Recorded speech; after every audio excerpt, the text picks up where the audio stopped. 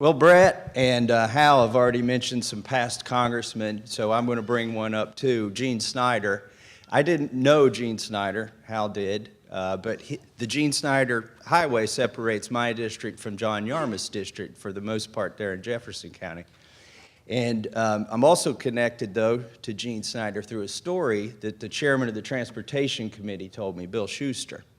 He said that Gene told him this story. He got a call at home one night, and one of his constituents was concerned, an elderly lady, that her trash had not been picked up.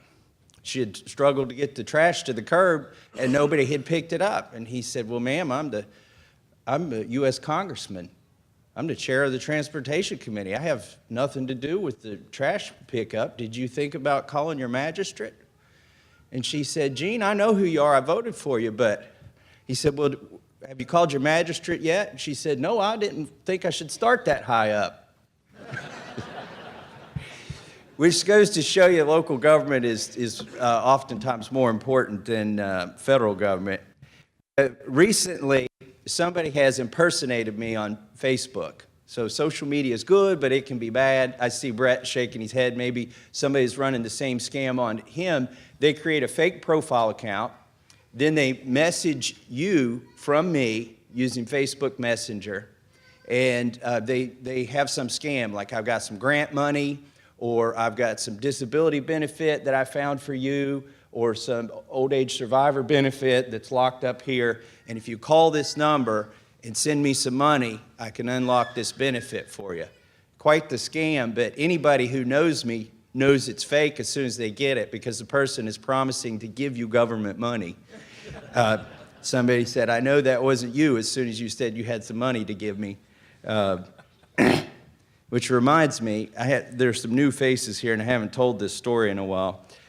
All the congressmen who get up here today, they have one of these voting cards, and we put it in the machine to vote. We're going to be voting later today, and it's the size of a credit card, looks like a credit card. It's got an electronic device on it, so it registers your name. Well, we usually keep them in our wallets with our credit cards, and one day I pulled out what I thought was my credit card to pay for a meal at a restaurant. Well, I accidentally gave the waitress my voting card, and she went and swiped it, and swiped it, and swiped it, and it didn't work, and she came back and said, sir, your card was rejected. And I said, why? And she showed me the card I'd given her. It was my voting card. She said, it's already got $16 trillion on it, sir. The sad part about that story is now we're up to $22 trillion. So we got to figure out a way not to spend money. We have to spend money, but not to spend more than we bring in. We've got some interesting votes coming up in the next few hours. The next 48 hours, we're going to have a vote on universal background checks. The Democrats promised there would be more gun control if they got elected to the House, so this is their first take.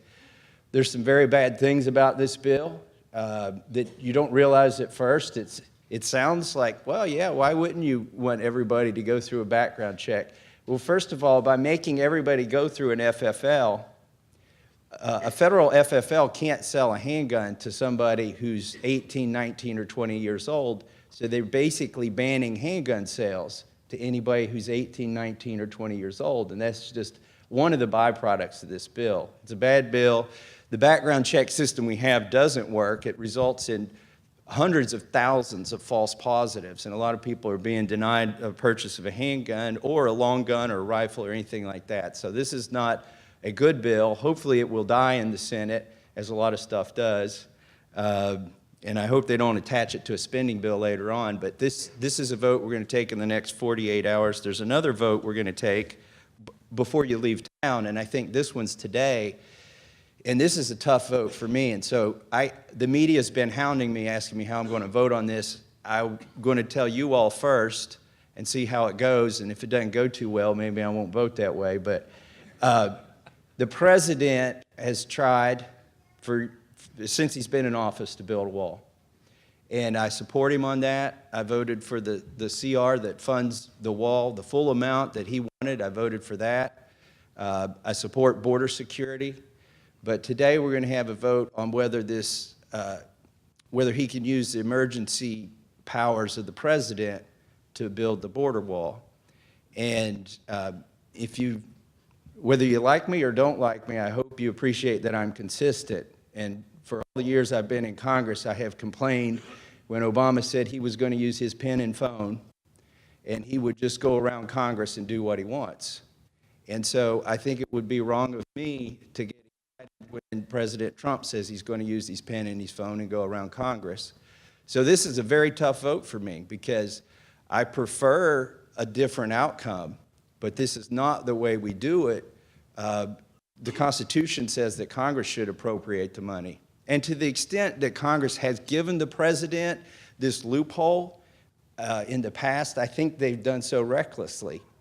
And so I won't be voting for the emergency order. I will be voting for the bill that countermands the emergency order that the president issued, because I think not because I don't want a wall, but because I don't think it's good for our country to have it run that way, to make the executive branch more powerful. It will come back and bite us, I'm afraid.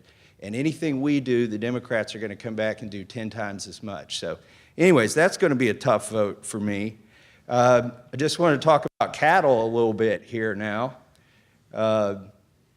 Quick story, I sold some at the auction the other day. And has anybody sold any calves at the auction in the last 6 months? They are not doing too well. And I told the guy who cuts my hay on my farm for me and sells some hay, I said, Ed, man, the calves are down. I said, I sold some a couple months ago.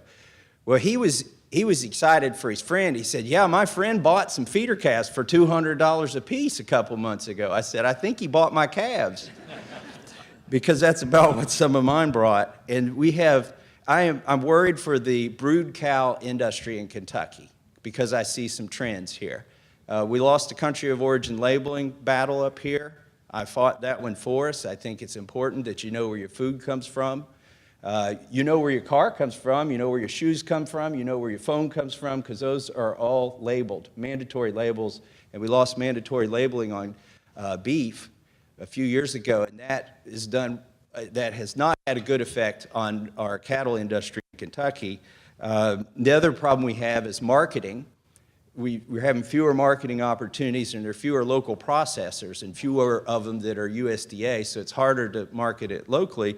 And finally, you have a whole generation of young people who are being told that beef is bad, cattle are bad, as Brett mentioned, that they're the polluters. I think they forget there were 40 to 60 million buffalo here before we got here, which is about the beef cattle, or the total cattle population here. But that's in the Green New Deal. They want to get rid of all cattle in the next 10 years. By the way, did you know the Green New Deal is only 9 pages long? Do you know why it's so short? There's only 64 crayons in a box. You can't get very far with 64 crayons before they break and get dull on you. And which reminds me, when you first get here, I'm sure Hal had the same experience, and Brett and Jamie most recently. I saw Jamie doing this when he first got here. You pinch yourself and say, how did I get here? You look at the marble and the granite and all the wonderful architecture. How did I get here? Well, this year, a bunch of us are pinching ourselves saying, how did they get here? As we look around.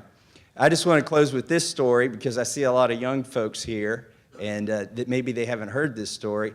My daughter she was 14. She's 15 now. She goes to public school, and all the kids want to know, has she met President Trump?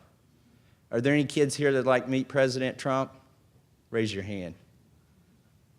Oh, I see some adults raising their hand. Okay. Well, actually, I'm going to tell you what my son said when he got to meet President Trump. Trump came down for Andy Barr to campaign. And so my son has enlisted in the Army, and he was shipping off to boot camp in 2 days. So instead of bringing my wife, I brought my son as my guest, and I got it set up where he could meet the president 2 days before he went to boot camp, because he's the commander-in-chief. I thought, he needs to meet the commander-in-chief.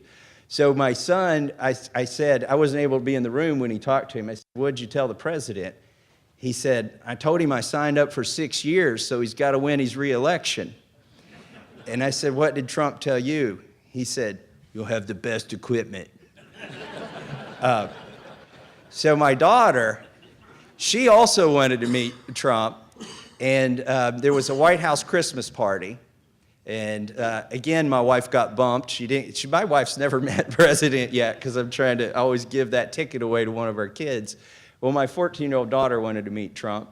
And so she came up with me for the whole week. And for the whole week, she was practicing shaking my hand because she's never shaken a man's hand, much less the president's hand, might not get another chance. So she wanted to make sure she knew how to shake a hand. So she gets up to the president. We wait in line at the Christmas party at the White House. She gets up to him, she grabs his hand, she looks him in the eye, and she said, "Mr. President, could you make school lunches great again?" So just all the kids in here know that my daughter is lobbying on your behalf. Thank you very much.